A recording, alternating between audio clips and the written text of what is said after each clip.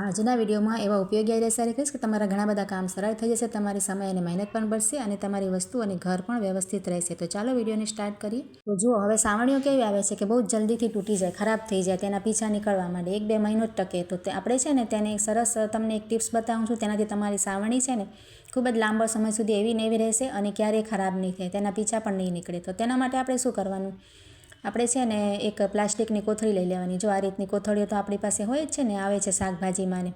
અને તેના છે ને નાકા આપણે પહેલાં કટ કરી લેવાના. જો તમારે કોઈ પણ કલરની તમે લઈ શકો, વ્હાઈટ આવે છે, સફેદ એ પણ લઈ શકો. ત્યાર પછી અહીંયા જો તે ખુલી જાય ને પીછાના ભાગે, ત્યાં આપણે આ રીતે સરસ વીંટાળી દેવાની, થોડીક કઠણ હાથે વીંટાળવાની એટલે સરસ ટાઈટ થાય આપણે એને. અને ત્યાર પછી એક મીણબત્તી આ રીતે બાળી લેવાની. જો અને આ પ્લાસ્ટિક છે એટલે તરત આપણે તેને લગાવીને તો ઓગળી જાય ને સરસ ચોંટી જાય. આ રીતે છરી લઈ લેવાય, હાથથી ન કરાય એટલે હાથ આપણે બળવાનો ડર રહેશે. જુઓ, તો આ રીતે થોડી મીણબત્તી લગાવતા જવાની અને આ રીતે છરીથી તમે કરશો ને, ચમચી પણ લઈ શકાય, કોઈ પણ વસ્તુ લઈ શકાય. તો આખામાં તેને વીંટાળી છે ને ત્યાં સુધી આપણે મીણબત્તી લગાવી અને સરસ કઠણ આપણે તેને છરીથી આ રીતે પ્રેસ કરતા જવાનું. થોડુંક આપણે વજન આપી અને પ્રેસ કરવાનું તો સરસ તમારે વીંટળાઈ જશે અને સરસ થઈ જશે. આપણે ગેસ બાળીને પણ કરી શકાય, પણ ગેસ ઉપર થોડોક આપણને ભય રહે એટલે આ રીતે જ કરાય. આપણે મીણબત્તી લઈને કરીએ તો કંઈ આપણે વાંધો ના આવે. જુઓ, સરસ વીંટળાઈ જાય એટલે આપણે એક કપડાથી આ રીતે દાબી દેવાનું. જો કેવી સરસ સાવણી થઈ જાય, આપણે ખુલે પણ નહીં.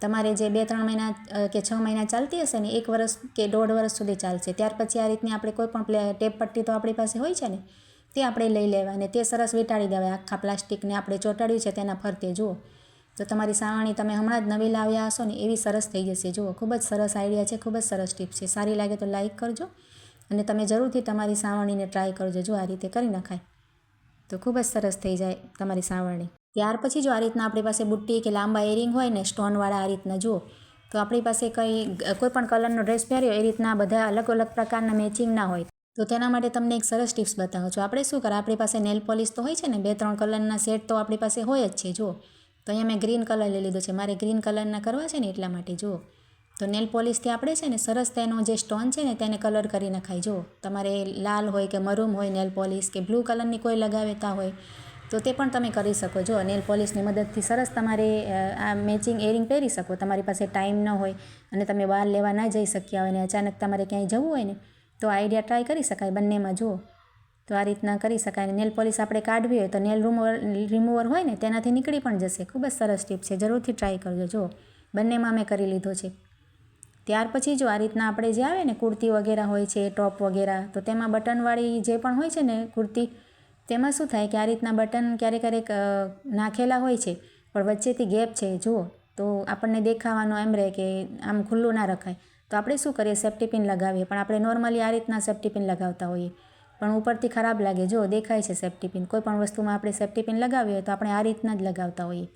તો તેને છે ને આ રીતના ના લગાવાય. તેની જે આ રીતની જો પટ્ટી હશે ને તેમાં આ રીતે બંને બાજુથી કાપડ હોય ને વચ્ચે જગ્યા હોય. જુઓ, આ રીતના હોય છે બટન પટ્ટી.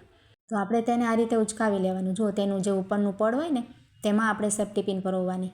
તો આ રીતે તમે પરોવશો ને તો તમારે ઉપર કોઈને ખબર પણ ન પડે કે તમે અંદર સેફ્ટી પિન નાખી છે. જુઓ, ત્યાર પછી આપણે ઉપરના પડમાં પણ એ રીતે જ પરોવવાની. તો ખૂબ જ સરસ આઈડિયા છે. જો બહારથી દેખાશે જ નહીં કે આપણે સેફ્ટી પિન નાખી છે. જુઓ, અને તમારે પેક પણ થઈ જાય અને બટન બંધ કરી દેવાનું. ત્યાર પછી જુઓ, પાછળ દેખાશે પણ આપણે ઉપર ના દેખાય કે આપણે આમાં સેફ્ટી પિન લગાવી છે. ખૂબ જ સરસ ટીપ છે. તમે ધ્યાનથી જોશો ને એટલે તમને સમજાશે. જો અહીંયા પણ નથી દેખાતી, ફક્ત પાછળ જ દેખાશે તમારે. ખૂબ જ સરસ આઈડિયા છે. ત્યાર પછી જો આ રીતના આપણે નાના બાળકોની દવા હોય કે પછી મોટા વડીલની પણ હોય છે, તો તેના ઢાંકણ ક્યારેક છે ને ઢીલા થઈ જાય, તેમાંથી દવા ઢોળાવાની બીક રહે, જરાક જ આમથી પડી જાય તો દવા ઢોળાઈ જાય. તો તેના માટે આપણે એક આ રીતનું રબર તો આપણી પાસે હોય જ છે ને, તે લઈ લેવાય અને તેના ઢાંકણમાં આ રીતના જે પટ્ટી નીચે હોય છે ને આકા, તેમાં આ રીતે લગાવી દેવાય 2-3 આંટી. તો ત્યાર પછી આપણે ઢાંકણ એટલું સરસ ફિટ થઈ જશે ને, જો ખુલશે જ નહીં. ઊંધી કરી નાખે ક્યારેક છોકરાઓ કે પછી આ રીતે આપણે મુસાફરીમાં પણ લઈ જવી હોય ને બેગમાં કે પર્સમાં કે તો પણ તમે લઈ જઈ શકશો. જો ઢોળાવાની કોઈ પણ આપણને બીક જ નહીં રહે. ખૂબ જ સરસ ટીપ છે, જરૂરથી ટ્રાય કરજો. ત્યાર પછી જો આ રીતના બાળકો ક્યારેક હોમવર્ક કરતા હોય ને, ઘરમાં લેસન કરવા બેઠા હોય અને ઇરેઝર જે હોય છે ને ચેક રબડ, એ ખૂબ જ ખોવાઈ નાખતા હોય છે રબડ ચેકવાનો. તો તેના માટે પણ તમને એક સરસ ટિપ્સ બતાવું છું. આપણી પાસે રબડ તો હોય છે ને, તો આપણે રબડ લઈ લેવાય. જો અહીંયા હું લખીને તમને ચેકીને બતાવું છું. આ રીતના રબડ જો અમે લઈ લીધું છે અને તેને છે ને આંગળીમાં આ રીતે પરોવી દેવાનું. આપણે પેન્સિલમાં પણ પરોવી શકો. તમે પેન્સિલની પાછળની ભાગે પરોવી દેશો તો પણ ચાલે. અહીંયા મેં આંગળીના પરોવી છે એટલે તમને સરસ દેખાય. જુઓ, અને અહીંયા પેન્સિલથી લખેલું આપણે ચેકાઈ જાય છે. જુઓ સરસ રીતે. રબરથી તમે ટ્રાય કરીને જોજો. ખૂબ જ સરસ ટીપ છે. આ રીતે તમે ચેકશો ને તો ઇરેઝરમાં કેવું ચેકાય છે એ રીતનું જ ચેકાશે. જો ફરીથી હું તમને કરીને બતાવું છું. પેન્સિલથી લખી અને તમને ચેકીને બતાવું છું. ખૂબ જ સરસ આઈડિયા છે. બાળકો ખોવાઈ નાખતા હોય તો આ રીતે આપણે ઘરમાં ક્યારેક ટ્રાય કરી શકાય. ના હોય તો રબર તો ખૂબ જ સરસ ટીપ છે.